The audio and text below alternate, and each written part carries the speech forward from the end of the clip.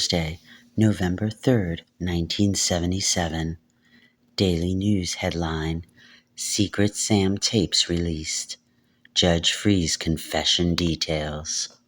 Berkowitz tapes release. He confesses and gives details of slayings. Brooklyn Supreme Court Justice John R. Starkey has released 372 pages of recorded conversations between David Berkowitz and two psychiatrists in which Berkowitz confesses in detail and in his own words to killing all 6 Son of Sam slaying victims.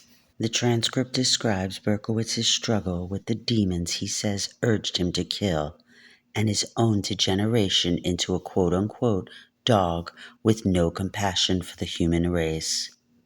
Starkey's release of the transcripts of the conversations, which were introduced into evidence during Berkowitz's sanity hearing last month, was considered extraordinary because of the inclusion of the defendant's confessions. On Tuesday, Starkey removed himself from the case. He had come under increasing pressure to step down or face being bounced because he had discussed the case with reporters. Justice Joseph Carso was assigned to try the case.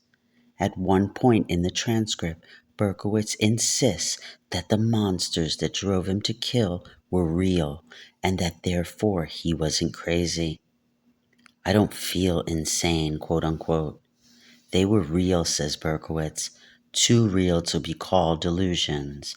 And because of this reality, he continues, I don't feel insane. I did the shooting, Berkowitz responds to one question. I kill the people. That's all. There's just guilt or innocence. There's no in between. People don't want to deal with the complexities of it.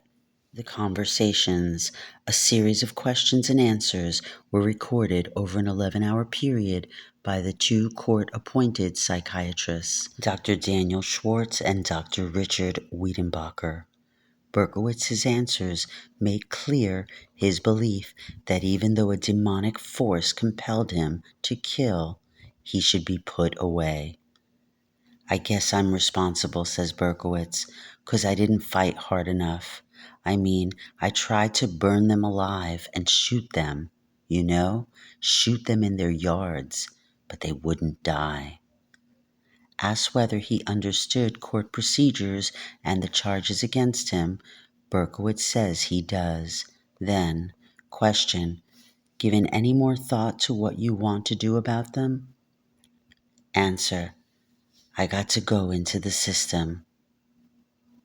What is the system?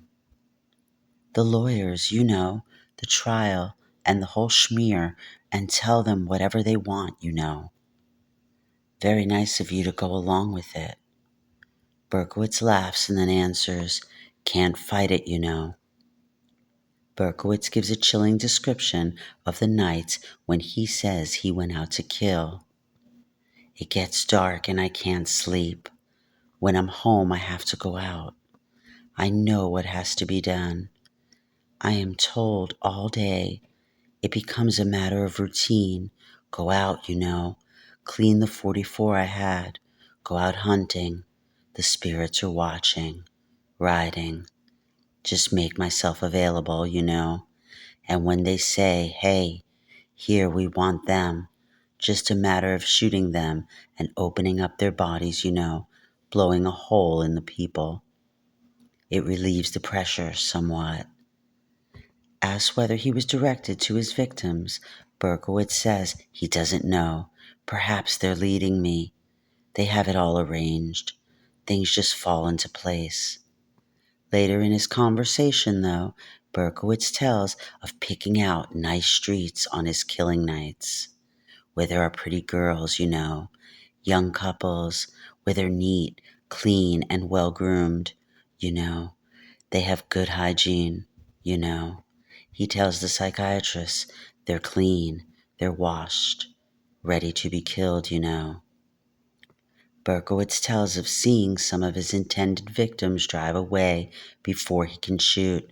In these cases, he says the demons are not successful. In detailing the shooting of Donna Lauria, the first Son of Sam victim, in July 1976 in the Bronx, Berkowitz tells of parking his car near where her car was parked and being aware that Sam wants this. Take it, it's there. But the shooting, he says, caused confusion within him. When I look back, I know how clumsy I was, he relates. How little I knew, geez. And then I killed both of them. Actually, Donna's companion that night was wounded, not killed. On the day of the final Son of Sam shootings in Brooklyn, Berkowitz says, I got myself caught. I wanted them to solve the case. I did them a favor. That favor, according to Berkowitz, was allowing his car to be ticketed, a chance happening that led directly to his arrest. Berkowitz characterizes his notes to police as important messages, telling them what these killings were all about. There are a lot of demons in this world that wanted these killings. I couldn't have made myself more clear. I don't feel bad. Berkowitz makes it clear that he has no remorse over the killings. I don't feel bad, he says. I don't care about them. I don't have feelings for people anymore. After the shootings, he says later, I even think I could weep for some of the people killed, but I could not. It was puzzling, you know. Berkowitz gives a lurid account of his demons having sex with the Son of Sam victims, the souls of the victims. When they leave the body, he says, the demons are right there, and they snatch them, and they take them to 316 Warburton Avenue or to the houses of 18 or 22 Wicker Street, and they chain them up and have sex forever. Question: this is what they told you? Answer: yes. They take the victims and drag them into the houses and rape them and molest them. Very messy and brutal. The bodies or the souls? The souls. Spirits, you know. I suppose they look something like the body.